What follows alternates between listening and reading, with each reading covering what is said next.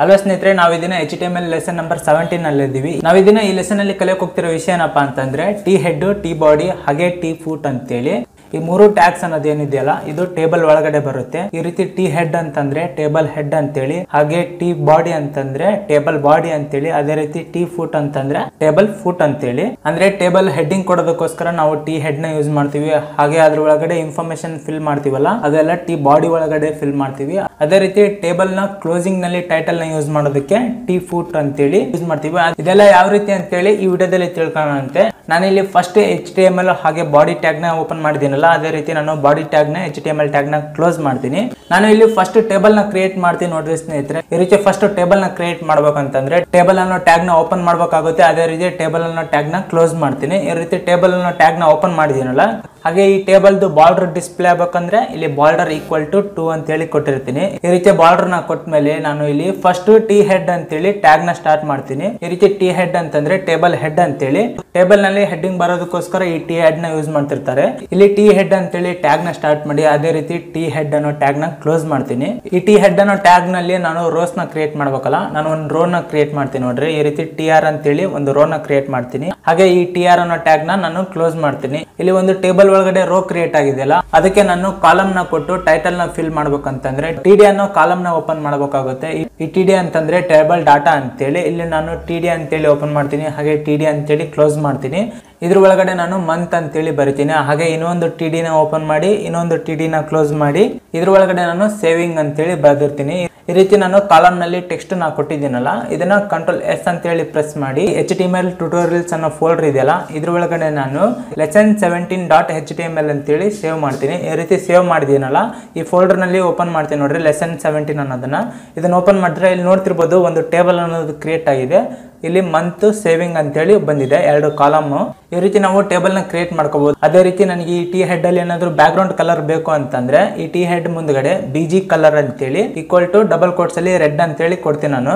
ಈ ರೀತಿ BG colour ಅಂತಂದ್ರೆ ಬ್ಯಾಕ್ ಗ್ರೌಂಡ್ ಕಲರ್ ಅಂತೇಳಿ ಇದು ರೆಡ್ ಆಗಿ ಬರುತ್ತೆ. ಈ ನೋಟ್ ಪ್ಯಾಡ್ ನ ಸೇವ್ ಮಾಡ್ಕೊಂಡು ಇಲ್ಲಿ ರಿಫ್ರೆಶ್ ಮಾಡ್ತೀನಿ. ಇಲ್ಲಿ ನೋಡ್ತಿರ್ಬೋದು ನೀವು ಮಂತ್ ಸೇವಿಂಗ್ ಅನ್ನೋದು ರೆಡ್ ಕಲರ್ ಅಲ್ಲಿ ಬಂದಿದೆ ಬ್ಯಾಕ್ ಗ್ರೌಂಡ್ ಅಲ್ಲಿ. ಈ ರೀತಿ ನಾವು ಟೇಬಲ್ ಹೆಡ್ಡಿಂಗ್ ಅನ್ನೋದು ಕ್ರಿಯೇಟ್ ಮಾಡ್ಕೊಂಡ್ವಲ್ಲ, ಟಿ ಹೆಡ್ ಅನ್ನೋದು ಯೂಸ್ ಮಾಡ್ಕೊಂಡು ಅದೇ ರೀತಿ ನಾನು ಇಲ್ಲಿ ಟಿ ಫೂಟ್ ಅನ್ನೋದನ್ನ ಕ್ರಿಯೇಟ್ ಮಾಡ್ತೀನಿ ನೋಡ್ರಿ. ಟೇಬಲ್ ಫೂಟ್ ಯಾವ ರೀತಿ ಇರುತ್ತೆ ಅಂತಂದ್ರೆ ಇಲ್ಲಿ ಟಿ ಫೂಟ್ ಅನ್ನೋದು ಕ್ರಿಯೇಟ್ ಮಾಡ್ಕೊಂಡು ಹಾಗೆ ಟಿ ಫೂಟ್ ಅನ್ನೋದು ಕ್ಲೋಸ್ ಮಾಡ್ತೀನಿ. ಇದ್ರೊಳಗಡೆ ರೋ ಕ್ರಿಯೇಟ್ ಮಾಡ್ಬೇಕಂದ್ರೆ TR ಅನ್ನೋ ಟ್ಯಾಗ್ ನ ಯೂಸ್ ಮಾಡ್ತೀನಿ. ಇಲ್ಲಿ TR ಅಂತ ಹೇಳಿ ಹಾಕಿ ಅದೇ ರೀತಿ TR ನ ಕ್ಲೋಸ್ ಮಾಡ್ಕೊಂಡು ಇಲ್ಲಿ ನಾನು 2 ಕಾಲಮ್ ನ ಕ್ರಿಯೇಟ್ ಮಾಡ್ತೀನಿ. ನಾನು TD ಓಪನ್ ಮಾಡ್ತೀನಿ, ಹಾಗೆ TD ನ ಕ್ಲೋಸ್ ಮಾಡ್ತೀನಿ. ಅದೇ ರೀತಿ TD ಓಪನ್ ಮಾಡಿ TD ನ ಕ್ಲೋಸ್ ಮಾಡಿರ್ತೀನಿ. ಈ ಟಿ ಹೆಡ್ ಅಲ್ಲಿ ಮಂತ್ ಸೇವಿಂಗ್ ಅಂತ ಕೊಟ್ಟಿದ್ದೇನಲ್ಲ, ಅದೇ ರೀತಿ ಇಲ್ಲಿ ನಾನು ಟೋಟಲ್ ಅಂತೇಳಿ ಬರಿತೀನಿ. ಅದೇ ರೀತಿ ಸೇವಿಂಗ್ ಅಮೌಂಟ್ $100 ಅಂತೇಳಿ ಬರ್ದಿರ್ತೀನಿ.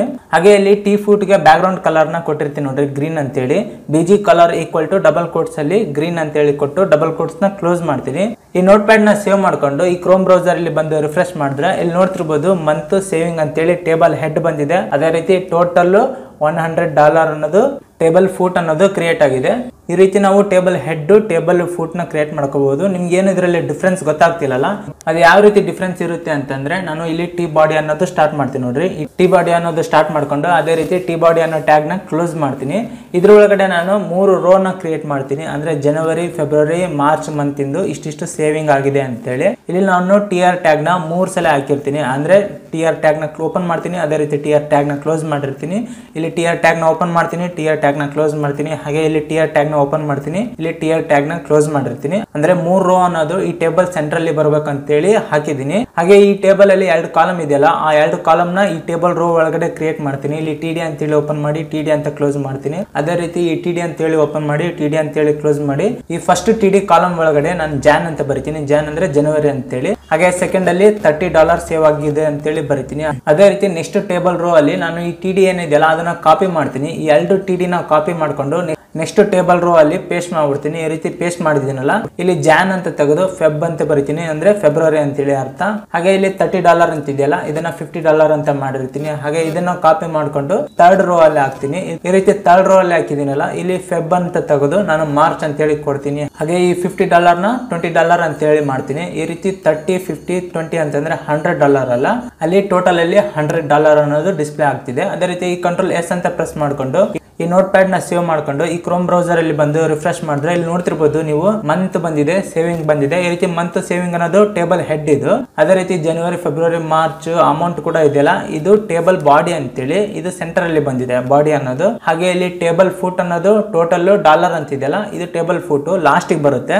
ಇಲ್ಲಿ ನೀವು ಕೋಡಿಂಗ್ ನಲ್ಲಿ ನೋಡ್ತಿರ್ಬೋದು, ನಾನು ಟೇಬಲ್ ಫುಟ್ ತಳಗಡೆ ಟಿ ಬಾಡಿ ಅಂತೇಳಿ ಹಾಕಿದೀನಿ. ಆದ್ರೆ ಈ ಟಿ ಬಾಡಿ ಒಳಗಡೆ ಏನ್ ಟ್ಯಾಕ್ಸ್ ಇದೆಯಲ್ಲ ಅದು ಔಟ್ಪುಟ್ ಅಲ್ಲಿ ಸೆಂಟರ್ ಅಲ್ಲಿ ಬಂದಿದೆ, ಅಂದ್ರೆ ಟೇಬಲ್ ಸೆಂಟರ್ ಅಲ್ಲಿ ಬಂದಿದೆ.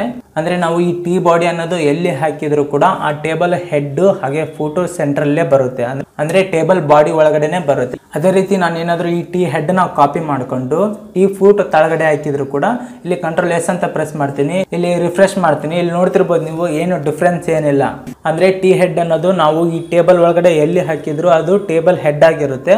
ಅದೇ ರೀತಿ ಟಿ ಬಾಡಿ ಅನ್ನೋದು ಹೆಡ್ ತಳಗಡೆನೆ ಬರುತ್ತೆ. ಅದೇ ರೀತಿ ಟಿ ಫೂಟ್ ಅನ್ನೋದು ಟೇಬಲ್ ನ ತಳಗಡೆನೆ ಫೂಟ್ ಹತ್ರನೇ ಬರುತ್ತೆ. ಹಾಗೆ ಈ ಟೇಬಲ್ ಅನ್ನೋದು ವೆಬ್ ಪೇಜ್ ಅಲ್ಲಿ ಸೆಂಟರ್ ಬರಬೇಕು ಅಂತಂದ್ರೆ ನಾವು ಈ ಟೇಬಲ್ ಅನ್ನ ಟ್ಯಾಗ್ ಓಪನ್ ಮಾಡಿದ್ದೀನಲ್ಲ ಅದ್ರ ಮೇಲ್ಗಡೆ ಸೆಂಟರ್ ಅಂತೇಳಿ ಟ್ಯಾಗ್ ನ ಹಾಕ್ತೀನಿ. ಹಾಗೆ ಇಲ್ಲಿ ಟೇಬಲ್ ಕ್ಲೋಸಿಂಗ್ ಟ್ಯಾಗ್ ತಳಗಡೆ ಸೆಂಟರ್ ಅನ್ನೋ ಟ್ಯಾಗ್ ನ ಕ್ಲೋಸ್ ಮಾಡ್ತೀನಿ. ಈ ರೀತಿ ಸೆಂಟರ್ ಅನ್ನೋ ಟ್ಯಾಗ್ ನ ಹಾಕೋದ್ರಿಂದ ಇದ್ರ ಒಳಗಡೆ ಏನಿರುತ್ತಲ್ಲ ಅದೆಲ್ಲ ಔಟ್ಪುಟ್ ಅಲ್ಲಿ ಸೆಂಟರ್ ಅಲ್ಲಿ ಬರುತ್ತೆ. ಇದನ್ನ ನಾನು ಕಂಟ್ರೋಲ್ ಎಸ್ ಅಂತ ಪ್ರೆಸ್ ಮಾಡ್ತೀನಿ, ಇಲ್ಲಿ ರಿಫ್ರೆಶ್ ಮಾಡ್ತೀನಿ. ಇಲ್ಲಿ ನೋಡ್ತಿರ್ಬೋದು ನೀವು ಟೇಬಲ್ ಅನ್ನೋದು ಸೆಂಟರ್ ಸೈಡ್ ಬಂದಿದೆ. ಹಾಗೆ ಇದು ಫುಲ್ ಮೇಲ್ಗಡೆ ಇದೆಯಲ್ಲ, ಸ್ವಲ್ಪ ತಳಗಡೆ ಬರಬೇಕು ಅಂತಂದ್ರೆ ಬ್ರೇಕ್ ಟ್ಯಾಗ್ ನ ಯೂಸ್ ಮಾಡಬೇಕಾಗುತ್ತೆ. ಇಲ್ಲಿ ಬಾಡಿ ತಳಗಡೆ ನಾನು ಒಂದು 4-5 ಬ್ರೇಕ್ ಟ್ಯಾಗ್ ನ ಹಾಕ್ತೀನಿ. ಈ ರೀತಿ ಬ್ರೇಕ್ ಟ್ಯಾಗ್ ನ ಹಾಕಿದ್ದೀನಲ್ಲ, ನಾನು ಕಂಟ್ರೋಲ್ ಎಸ್ ಅಂತ ಪ್ರೆಸ್ ಮಾಡ್ಕೊಂಡು ಈ ನೋಟ್ ಪ್ಯಾಡ್ ನ ಸೇವ್ ಮಾಡ್ಕೊಂಡು ಇಲ್ಲಿ ಕ್ರೋಮ್ ಬ್ರೌಸರ್ ಇಲ್ಲಿ ರಿಫ್ರೆಶ್ ಮಾಡ್ತೀನಿ. ಇಲ್ಲಿ ನೋಡ್ತಿರ್ಬೋದು ನೀವು ಈ ಟೇಬಲ್ ಅನ್ನೋದು ಸ್ವಲ್ಪ ತಳಗಡೆ ಬಂದಿದೆ. ಓಕೆ ಸ್ನೇಹಿತರೆ, ನಿಮ್ಗೆ ಅರ್ಥ ಆಯ್ತಲ್ಲ ಈ ಟೇಬಲ್ ಒಳಗಡೆ ಟಿ ಹೆಡ್, ಟಿ ಬಾಡಿ, ಅದೇ ರೀತಿ ಟಿ ಫುಟ್ ನ ಯಾವ ರೀತಿ ಯೂಸ್ ಮಾಡ್ಕೊಳೋದು ಅಂತೇಳಿ, ಅದೇ ರೀತಿ ಅದಕ್ಕೆ ಬ್ಯಾಕ್ ಗ್ರೌಂಡ್ ಕಲರ್ ಯಾವ ರೀತಿ ಕೊಡೋದು ಅಂತೇಳಿ. ಈ ಲೆಸನ್ ನಿಮ್ಗೆ ಅಂಡರ್ಸ್ಟ್ಯಾಂಡ್ ಆಗಿದೆ ಅನ್ಕೊಂತೀನಿ. ಅದೇ ರೀತಿ ಅಂಡರ್ಸ್ಟ್ಯಾಂಡ್ ಆಗಿದ್ರೆ ಲೈಕ್ ಮಾಡಿ. ನಾನು ನೆಕ್ಸ್ಟ್ ವಿಡಿಯೋದಲ್ಲಿ ಬರ್ತೀನಿ ಅಂತೆ. Thank you very much.